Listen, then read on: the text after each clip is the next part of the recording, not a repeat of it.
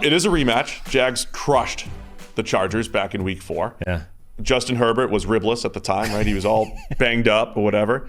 The Jags were hot, right? They were. Was it week 3? Either way, it was early in the season. The Jags looked like maybe they've turned it around, and then they had a lull, fell to 3-7, and then boom, they're just incredible since that point. He was a McRib in the first game. That's it. Which ironically is completely absent of ribs. All full of ribs now. Yeah, the big ribs, ribless. Yeah. I don't eat those things though. I'll tell you that. I probably did something dramatic at the time, if I remember, when we were previewing this game, saying Justin Herbert has become the guy that people wanted Trevor Lawrence to be. I've made that comparison before, right? Like when Trevor Lawrence was drafted, big arm and athletic, and he could do all these different things, and he hadn't shown it to this point, but Justin Herbert had. But now, second half of the season, Trevor Lawrence, one of the best quarterbacks in the league. He did turn things around, and now it's a far more fascinating matchup, knowing what we know with Lawrence and Herbert and where they stand in the QB pantheon here. Yeah, this is like the opposite of a couple of games we got coming up where apparently we're quarterback injuries and down to third stringers. This is like, all right, no matter what else happens in this game, we at least have Justin Herbert against Trevor Lawrence. And that's exciting, that's compelling. That makes each one of these teams interesting to watch, regardless of anything else that's going to take place. And it's true, like Trevor Lawrence has turned his game around from like the midway point of the season. Last week wasn't great, but still, generally, the trend has absolutely been in the right direction. Justin Herbert like remains a little bit enigmatic, hasn't necessarily kicked on from a year ago, but is that his fault? Is that him being sort of trapped in an offense that doesn't maximize his talents? Like he's in this world of kind of like where Mike McCarthy and Aaron Rodgers were for a couple of years, and Russell Wilson in Seattle, I guess, where there's a sort of generally accepted view that what we're witnessing is 85% of what the quarterback's capable of, but how you get from 85 to 100 is unknown. And the reason it's at 85 is also unknown. So we're in this world now where we just constantly debate, why is Justin Herbert not quite as good as we know he can be? Like, is that him? Is that the offense? Is it the skill position guys? Is it the offensive line not as hurt or not as healthy as it was? Like, why is that? And I don't think we know yet. Like, I think it's probably, as with all these things, a combination of everything, right?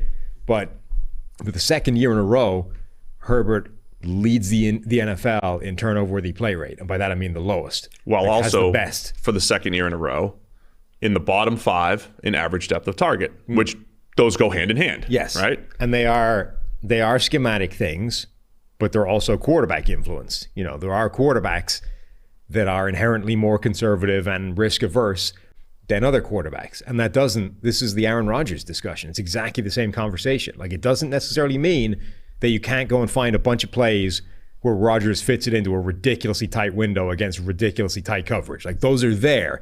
It just means that over 600 pass attempts, he's going to have less of those aggressive shots than YOLO Winston, or pick your favorite, like, sling it quarterback. Like, those guys are going to have more of those plays because they just take more chances. I mean, if you just looked at the stats, and Justin Herbert is closer to Alex Smith, right? No. Stylistically. Statistically, the style of the stats. How about that? The breakdown of the stats. Obviously, when you watch the film, Justin Herbert does things that Alex Smith never could do. From an arm strength point of view, athleticism is kind of similar. Like, remember, Alex Smith was always sneaky, athletic, would take off and run. And he was a runner at Utah. Like, he could run, yes. But I think that's why people hold Herbert in such high regard, right? We see when he makes a big time throw, it takes your breath away, right? He makes a lower percentage of them than you would expect, but it takes your breath away, right? Herbert is more than capable. And remember, on the PFF NFL podcast, we're reclaiming the comparison, right? We're not equating Justin Herbert and Alex Smith. But if I had never watched a snap of Justin Herbert and I looked at some of his stats, his average depth of target, his turnover-worthy play rate, I would say that is the conservative, that is in the Alex Smith quadrant of, you have conservative, you have Jameis aggressive, and you have elite, right? And you have bad, right? And he's in the conservative Alex Smith bucket, when he could be in the elite bucket, right? He could be, and that might be just a level of aggressiveness that Justin Herbert needs, because we've seen how capable he is, right? His big time throws are 55 yards in stride. They're back across the field. They're on the run. They're incredible carry on a 20-yard out or comeback, right? Those are his big time throws.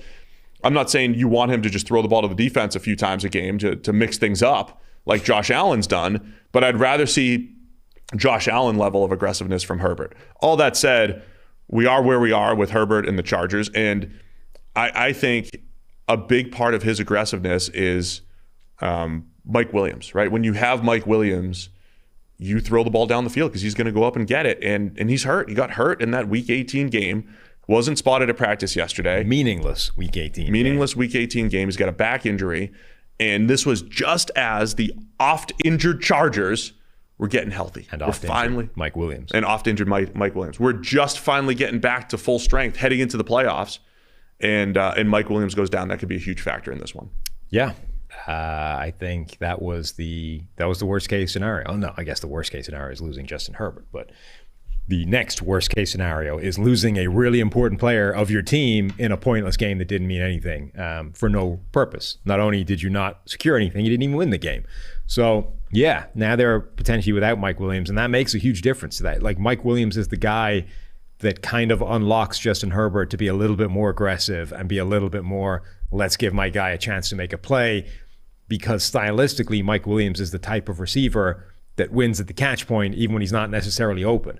So I think having him on the field brings a little bit more of that aggressiveness out of Justin Herbert that the other guys in that offense don't do. Listen, chat, don't say Justin Herbert is Alex Smith. Hey, get out of it. The chat aren't saying it. You said it. Don't start doing that. No one, our social team's probably going to throw. Here's where Steve compares Justin Herbert directly to Alex Smith. Clip it right now. Put the right copy up there, and we're golden. The Chargers will never go anywhere because Justin Herbert. The Chargers, their own social media account will hammer you for over that. Oh, they will. Yeah, they got a keen eye. They're probably listening right now. They got it. Oh, could Alex Smith do this? It's already clipped. Watch this throw by Justin Herbert. Alex Smith's never done this one. Mm-hmm. That's coming up soon here. The other part, let's look at the high level, just looking at the Chargers season in the offseason from a team building standpoint. They have Herbert. They've reshaped the offensive line the last couple of years. Yeah, Rashawn Slater's back to practice, right? Let's not overrate this. He's designated to return from practice, as are a lot of players, because he had to make that move this week. Jamari Sawyer, though, has filled in great at left tackle. Yeah. But then this offseason, remember the aggressiveness of the Chargers. They're saying, we've got a year 3 quarterback. We've got his rookie deal. We talk a ton about this blueprint of having the rookie quarterback and being able to spend. Well, they did it in Los Angeles, right? They brought in Khalil Mack. They signed J.C. Jackson. They make all these big moves.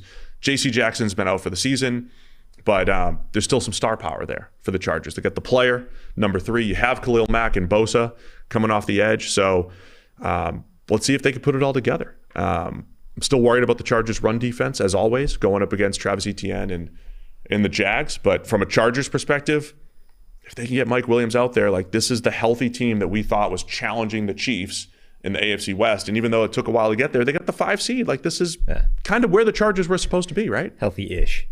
Healthy-ish. They're still missing some pretty important players. But no, they are, I know. It's usually worse than this, I think, is the point. And because it isn't worse than this time they've actually made the playoffs, and therefore we get to see what this looks like.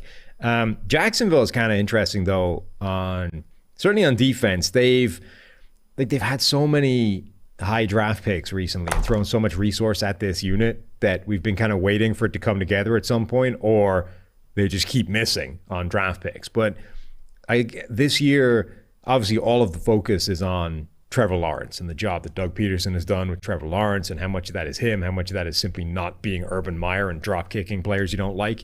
But the defense has actually started to creep back in the right direction. Tyson Campbell had a really good season. Maybe not quite at the all-pro level that certain people would want to suggest, but still, he's had a good season. I see it got to you a little bit. He's had a good season. Opened your eyes. I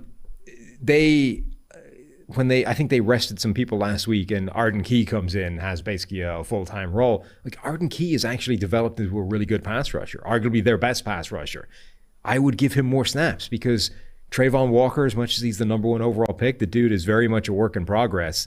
Like this should be Arden Key snaps and then Trayvon Walker as a change-up or whatever else you want to do with him. But Arden Key needs more playing time. Yeah, they moved Key to the interior a little bit, like he did with the Raiders.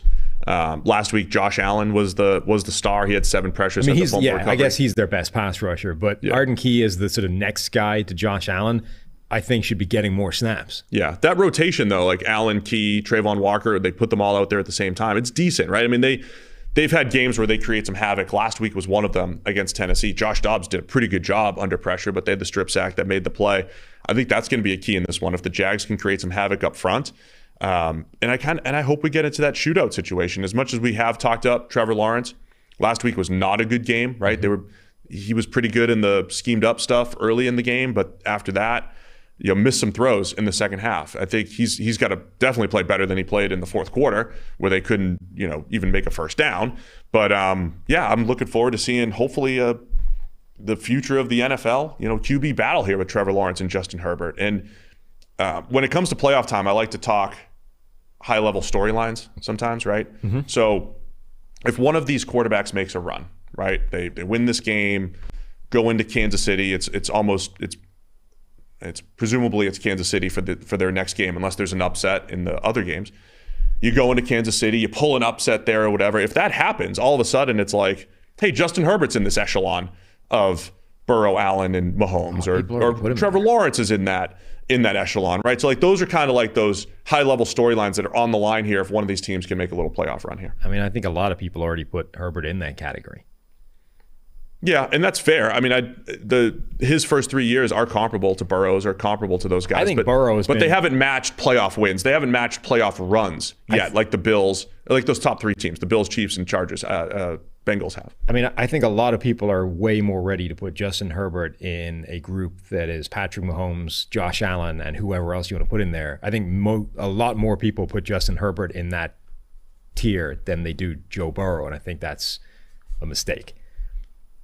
Oh yeah, I think if you're choosing Burrow or Herbert, right, or picking them going forward is one thing, but if you said who's had more success to this point, I think you say Burrow over Herbert, right? I mean, it was neck and neck going into last year, and then I think it's Burrow, right? He's the guy. Mm-hmm. Anyway, or going into this year is kind of neck and neck. I don't know. Anyway, where are we going with this game? 2.5 points. Chargers favored on the road. What are you looking at? Give me the Chargers. Yeah, I'm kind of leaning Chargers too. We agree. Harry's taking the Jags, if anybody's interested. The upset. I think it ends up being that 1 versus 5 second round matchup. Chiefs and Chargers. They get their third game. Chargers have been playing them close. I think we'll see another close game in that divisional round between the Chargers and the Chiefs.